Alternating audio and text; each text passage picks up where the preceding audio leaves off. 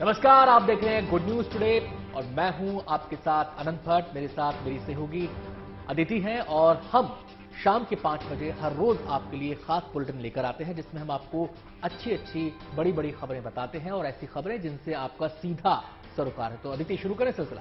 जी हाँ, तो आज सबसे पहले बात करते हैं नए साल में टीम इंडिया के सफर के आगाज की। भारतीय क्रिकेट टीम T20 मैच से 2023 के सफर की शुरुआत करने जा रही है। श्रीलंका से T20 सीरीज का आज पहला मुकाबला होगा।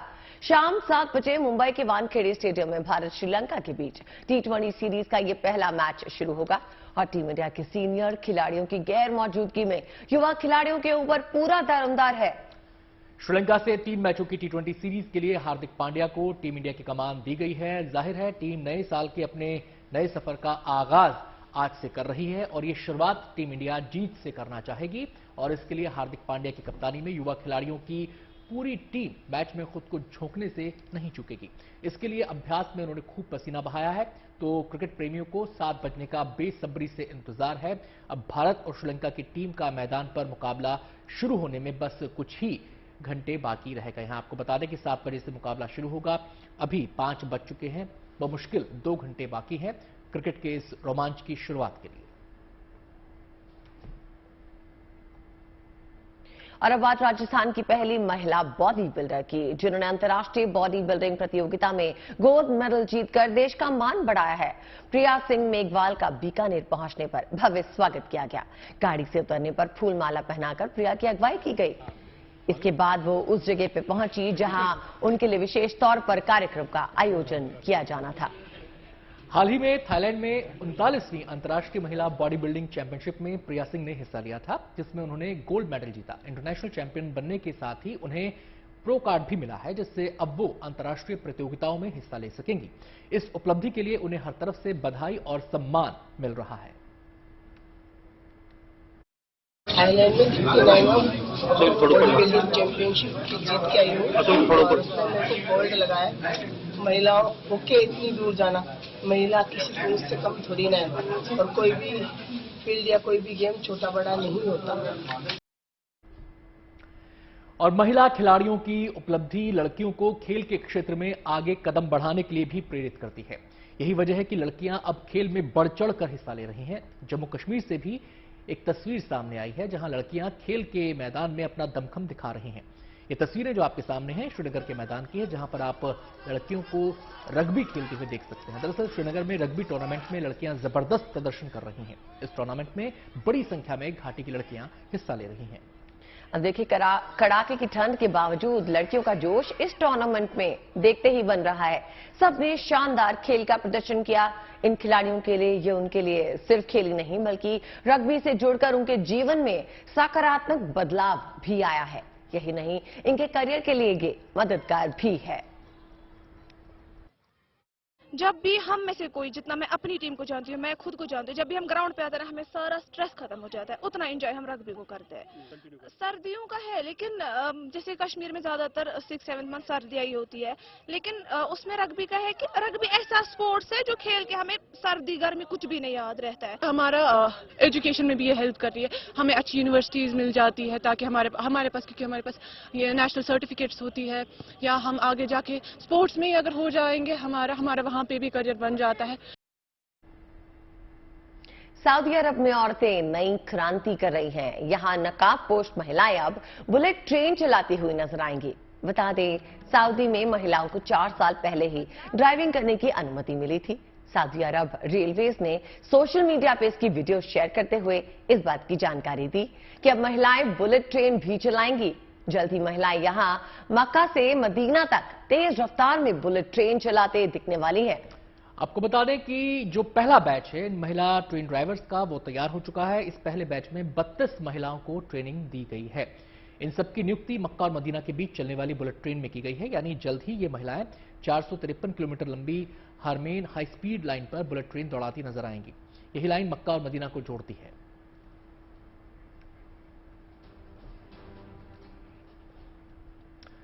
और अब बात कर लेते हैं एक बोलती तस्वीर की, जो एक बार फिर से चर्चा में है। और इस बार चर्चा में इसलिए क्योंकि उसे तालिबान ने इस्तेमाल किया है। तालिबान ने भारत के सामने पाकिस्तान के 1971 में सरेंडर करने की तस्वीर को साझा करते हुए पाकिस्तान को चेतावनी दी है कि अगर उसने कोई हिमाकत की, कोई हमला किया तो हाल ऐसा ही होगा। दरअसल इस तस्वीर को साझा करके तालिबान ने पाकिस्तान की दुखती रख पर हाथ रख दिया है।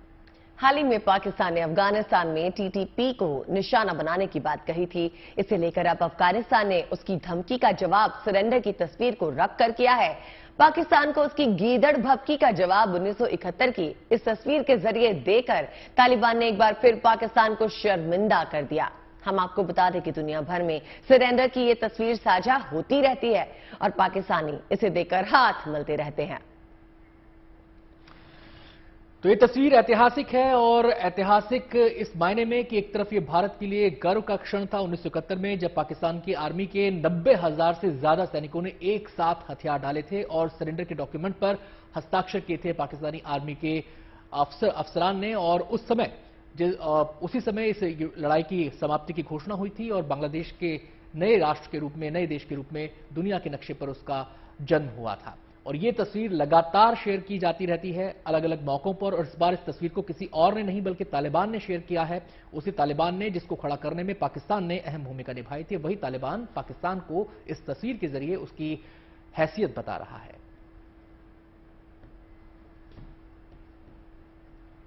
और अब बात है अरुणाचल प्रदेश की, जहां रक्षा मंत्री राजनाथ सिंह विकास परियोजनाओं की सौगात देने पहुंचे। 724.3 करोड़ रुपए की लागत से बीआरओ यानी सीमा सड़क संगठन ने 28 परियोजनाएं पूरी की हैं। इसे रक्षा मंत्री ने राष्ट्र को समर्पित किया। उन्होंने 27 बुनियादी ढांचा परियोजनाओं के साथ सियोम पुल का भी उद्घाटन किया। अरुणाचल प्रदेश के संवेदनशील सीमावर्ती क्षेत्रों में सामरिक लिहाज से ये परियोजनाएं बेहद अहम हैं।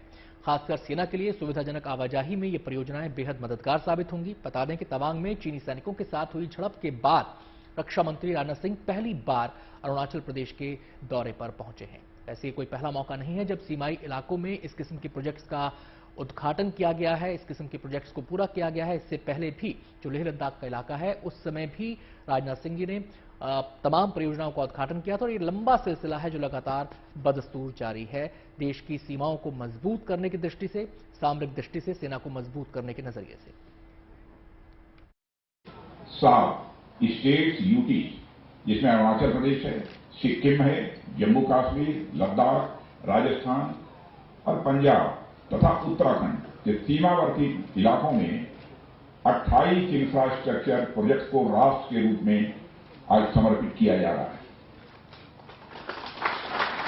एक साथ इतने इंफ्रास्ट्रक्चर प्रोजेक्ट्स का उद्घाटन सीमाई इलाकों के विकास के प्रति सरकार और बीआरओ के सम्मिलित प्रयासों का ही यह परिणाम है।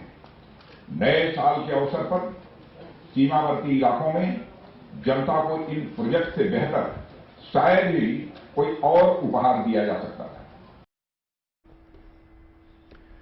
और अब रुख करते हैं गुजरात का। गुजरात के द्वारका में कोस्ट गार्ड के जवानों ने समंदर और समंदर किनारे मॉक ड्रिल की। इस मॉक ड्रिल का मकसद था नशा और नशे के कारोबारियों पर नकेल कसना, साथ ही समंदर के जरिए होने वाली अवैध हथियारों की तस्करी की चेन को तोड़ना।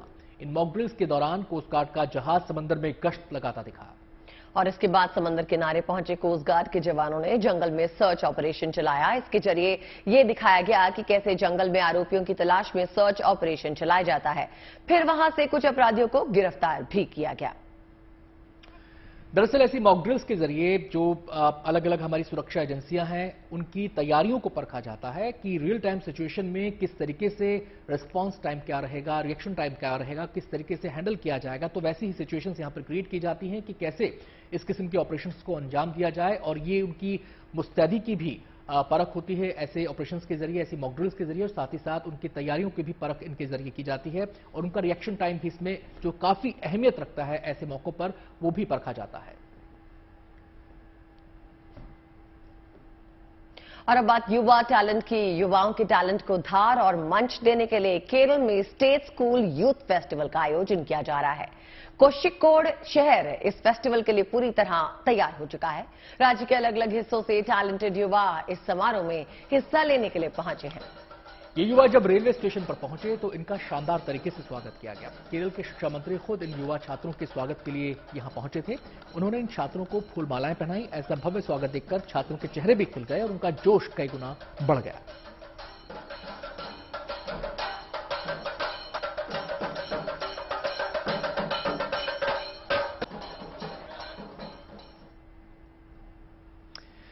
रुख करते हैं मेरठ का। उत्तर प्रदेश के मेरठ के एक युवक ने आभूषण कारोबार की धाक दुनिया के पटल पर जमा दी है, जिसके लिए एक बार फिर उसका नाम गिनीज बुक में रिकॉर्ड किया गया है। आभूषण व्यवसायी और डिजाइनर हर्षित बंसल ने सबसे ज्यादा हीरे लगाकर एक घड़ी तैयार की है, जिसको आप अपने टीवी स्क्रीन पर इस समय देख रहे हैं। ये ब्रेसलेट नुमा घड़ी अब सबके आकर्षण का केंद्र है। आपको बताएं कि इसमें करीब 373 ग्राम सोने के साथ ही 55 कैरेट के 17,524 हीरों का इस्तेमाल किया गया है। इस बेशकीमती और आकर्षक घड़ी का नाम श्रीनिका रखा गया है। इसे बनाने में करीब 9 महीने का समय लगा और 38 से 40 कारीगरों ने इस पर काम किया। हर्षित ने इससे पहले 12,665 हीरे जड़कर एक अंगूठी भी तैयार की थी और उसके लिए भी इनका नाम Guinness book of world record में दर्ज हुआ था। और अब बात एक ऐसी जेल की जहां के कैदी पेट्रोल पंप पर गाड़ियों में तेल भर रहे हैं। मामला कोटा के सेंट्रल जेल का है, जहां पास में ही एक ऐसा पेट्रोल पंप चालू हुआ है जहां कैदी गाड़ियों में पेट्रोल और डीजल भरने का काम कर रहे हैं। कोटा सेंट्रल जेल के पास ट्रायल बेस पर इस पेट्रोल पंप को शुरू किया गया है। देखिए, अक्सर कैदियों को सुधारने के लिए, उन्हें सुधरने का मौका देने के लिए इस किस्म की पहल की जाती है और उसी पहल का ये भी एक हिस्सा है, जहां पर एक पेट्रोल पंप पर इन कैदियों को काम पर लगाया गया है। इस पेट्रोल पंप का नाम आशाएं द फिलिंग स्टेशन रखा गया है, जहां अच्छे चाल चलन और मानसिकता वाले कैदियों को रोजगार उपलब्ध कराने के मकसद से ये पहल की गई है। इससे कैदियों के साथ साथ जेल को भी आमदनी होगी। फिलहाल यहां 15 कैदी काम पर लगाए गए हैं। IOCL का पेट्रोल पंप है जो कि आशाएं द जेल शॉप के माध्यम से संचालित है। आशाएं द जेल सोसाइटी है हमारी, उसके मार्फत ये चलाया जा रहा है जेल विभाग के द्वारा। और इसमें खुलाबंदी शिविर के कोटा के बंदी कार्यरत हैं। वर्तमान में करीब 15 बंदी हमने इसमें काम में लेना चालू कर दी हैं। इसमें 2 नोजल हमारी और हाई स्पीड की चलने वाली हैं और उसके बाद राउंड द क्लॉक जब चलाएंगे तो उसमें 30-35 बंदियों तक भी काम आसानी से उपलब्ध हो सकेगा। और ये बंदियों के लिए एक अच्छा रोजगार का साधन है। जो बंदी यहाँ रहते हुए खुलाबंदी शिविर में अपना अच्छा रोजगार प्राप्त करेंगे और इससे जेल विभाग को भी आय होगी। रुख करते हैं झीलों की नगरी उदयपुर का, जहां एक ऐसा पार्क है जिसकी खूबसूरती में कचरे और बेकार सामान 4 चांद लगा रहे हैं।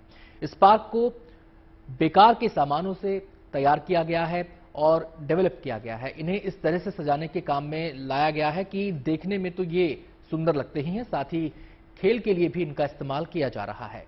बेकार पड़े टायर्स को पौधों से लेकर चिड़िया के घोंसले और बच्चों के खेल कूद तक के लिए इस्तेमाल किया गया। लोग इस पार्क में पहुंचकर इस सब का आनंद उठा रहे हैं और इस काम की दिल खोलकर तारीफ कर रहे हैं। इसे वेस्ट टू वंडर पार्क कहा जा रहा है।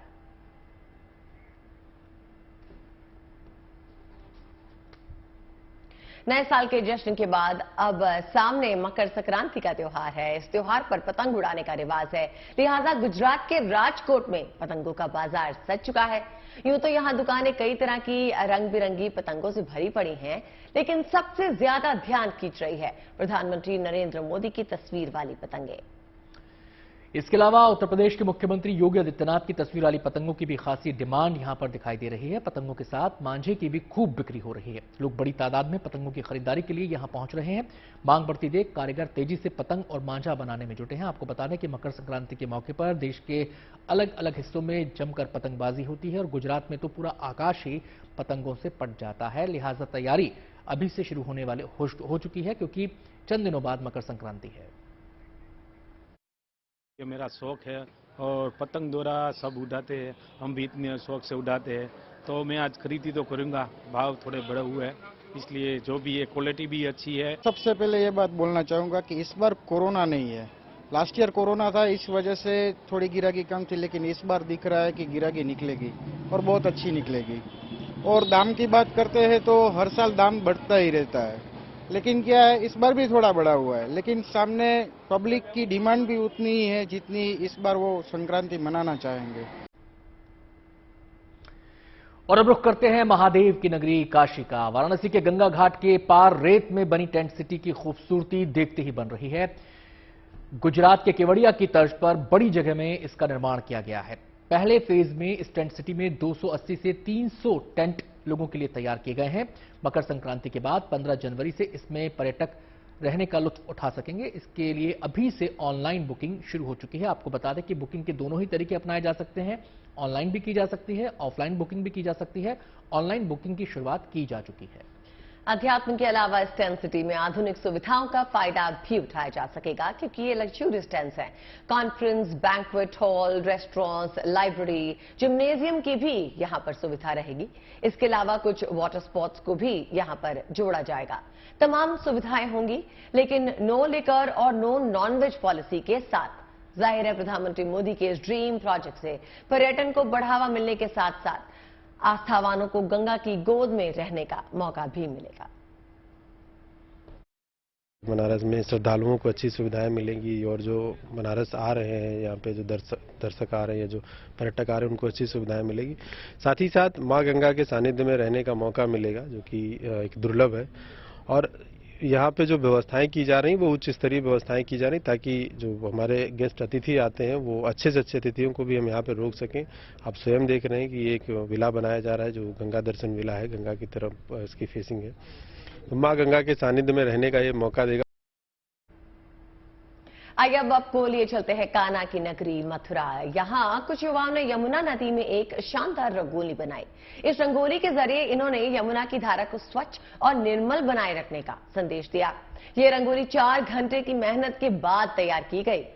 आपको बताएं कि यमुना की जलधारा पर श्री कृष्ण की आकृति को फूलों के जरिए उकेरा गया है। इस रंगोली को बनाने में 35 से 40 किलो फूलों का इस्तेमाल किया गया है। और खास बात यह है कि इसमें जो युवक हैं जिन्होंने इस रंगोली को तैयार किया है, उनकी मेहनत का अंदाजा आप इसी से लगा सकते हैं कि 4 घंटे तक वो ठंडे पानी में इस रंगोली को बनाने के लिए खड़े रहे। और एक बहते हुई जलधारा में इस रंगोली को बनाना बेहद मुश्किल काम होता है, लेकिन इन कलाकारों का कहना यह था कि कृष्ण का नाम लेकर इन्होंने ये काम शुरू किया तो जलधारा भी ऐसा लगा कि जैसे थम सी गई। और जब ये रंगोली बनकर तैयार हुई तो देखने वाले देखते ही रह गए। और अब ये रंगोली लोगों के आकर्षण का केंद्र बनी हुई है। आपको बता दें कि ये रंगोली इससे पहले भी इन्होंने तैयार की है, इसी तरीके से लोगों की डिमांड पर, मंदिरों की डिमांड पर। और जब जब ये रंगोली यमुना की जलधारा पर बनी है, तब तब इसने लोगों का ध्यान आकर्षित किया है। यमुना जी में रंगोली हम विगत कई वर्षों से बनाते हुए आ रहे हैं। और ये जो रंगोली बनती है, जो श्रद्धालु आते हैं अपने भाव से यमुना जी का स्वरूप देखने के लिए, उस पर कोई नई कलाकृति दिखाने के लिए हम लोगों को प्रेरित करते हैं कि आप लोग हमारे लिए यमुना जी की छवि बनाएं। इस छवि को बनाने के लिए हमको तकरीबन 35 से 40 किलो फूल की आवश्यकता पड़ती है और कम से कम 3 से 3.5 घंटे हम लोगों को इसको बनाने में लगते हैं। रुख करते हैं अगली खबर का। तमिलनाडु और आंध्र प्रदेश में बैकुंठ एकादशी पर मंदिरों में श्रद्धालुओं की भारी भीड़ उमड़ी। आपको तस्वीरों के जरिए हम आपको दिखा रहे हैं। मदुरई के पेरुमल मंदिर की यह तस्वीर है, जहां बैकुंठ एकादशी के अवसर पर तल्लाकुलम के पेरुमल मंदिर में परमपद वासल को खोला गया। परमपद वासल का मतलब है स्वर्ग का 7वां हिस्सा। जबकि दूसरी तस्वीर विशाखापट्टनम के श्री वेंकटेश्वर स्वामी मंदिर की है। इन दोनों ही मंदिरों में श्रद्धालुओं ने विशेष पूजा अर्चना की। भक्तों की भारी भीड़ को देखते हुए मंदिर प्रशासन की तरफ से दर्शन की विशेष व्यवस्था की गई थी। एकादशी के व्रत को अन्य व्रतों की तुलना में सर्वश्रेष्ठ माना जाता है और इस दिन भगवान विष्णु की पूजा होती है और व्रत रखा जाता है।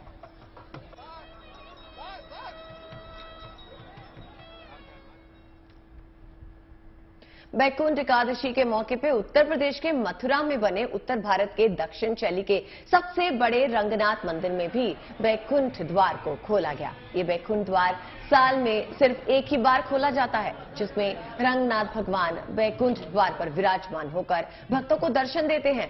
धार्मिक मान्यता है कि जो इस द्वार से निकलता है उसे बैकुंठ लोक की प्राप्ति होती है। यहां भगवान रंगनाथ की पालकी निकाली गई। मथुरा के रंगनाथ मंदिर के बैकुंठ द्वार को भव्य बनाने के लिए हजारों किलो से ज्यादा अलग अलग किस्म के फूलों से इसे सजाया गया। बैकुंठ एकादशी के मौके पर रंगनाथ मंदिर में भक्तों की भारी भीड़ देखने को मिली।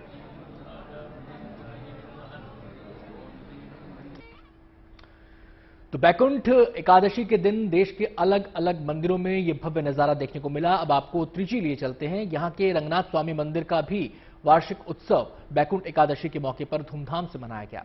इस विशेष अवसर पर मंदिर को दिव्य रूप से सजाया गया। देवी देवताओं की मूर्तियों को गहनों से सुसज्जित किया गया, जिनके दर्शन के लिए श्रद्धालुओं का सैलाब उमड़ पड़ा।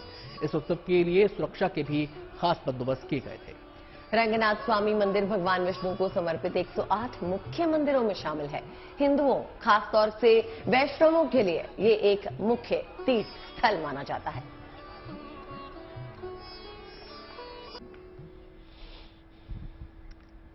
मध्य प्रदेश के मुख्यमंत्री शिवराज सिंह चौहान ने परिवार के साथ किए भगवान त्र्यंबकेश्वर के दर्शन। महाराष्ट्र के नासिक में मौजूद दरबार में पहुंचकर शिवराज सिंह चौहान ने पूरे परिवार के साथ पूरे भक्ति भाव से पूजा अर्चना की। 12 ज्योतिर्लिंगों में से एक भगवान त्र्यंबकेश्वर के दरबार से ही मुख्यमंत्री शिवराज सिंह चौहान ने देश और प्रदेशवासियों की खुशहाली और सुख शांति की कामना की। शिवराज सिंह चौहान नववर्ष और त्योहारों के अवसर पर भगवान के दरबार में आशीर्वाद लेने पहुंचते हैं। भगवान शिव उनके सबसे बड़े आराध्य हैं। उनके प्रति उनके मन में गहरी आस्था और विश्वास है और उस आस्था और विश्वास की तस्वीरें भी आप देख पा रहे हैं नासिक के त्र्यंबकेश्वर मंदिर में, जो कि 12 ज्योतिर्लिंगों में से एक है।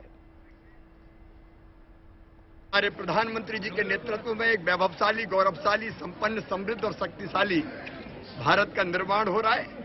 हमारा देश भौतिकता की अग्नि में दग्ध विश्व मानवता को शाश्वत शांति के पथ का दिग्दर्शन कराए और मध्य प्रदेश प्रगति और विकास के पथ पर आगे बढ़ता जाए। मध्य प्रदेश की जनता भी सुखी हो, देश की जनता भी सुखी हो। नए साल के पहले मंगलवार को मेहंदीपुर बालाजी के दर्शन के लिए श्रद्धालुओं की भीड़ उमड़ पड़ी। यहां नए साल के पहले दिन से ही बड़ी संख्या में श्रद्धालु पहुंच रहे हैं। अगले दिन मंगलवार होने के चलते यहां और श्रद्धालु उमड़ पड़े। बालाजी के दर्शन के लिए यहां लंबी लंबी लाइन लग गई, लेकिन आस्था और श्रद्धा का ऐसा भाव कि घंटों खड़े रहने पर भी लोग के जोश में कोई कमी नहीं रहती। अपनी बारी आने पर श्रद्धालु बालाजी के दर्शन कर आशीर्वाद लेने पहुंचते रहे। दूसरे राज्यों से भी यहां बड़ी संख्या में श्रद्धालु पहुंचे। उनकी भीड़ को देखते हुए सुरक्षा की भी विशेष व्यवस्था की गई थी।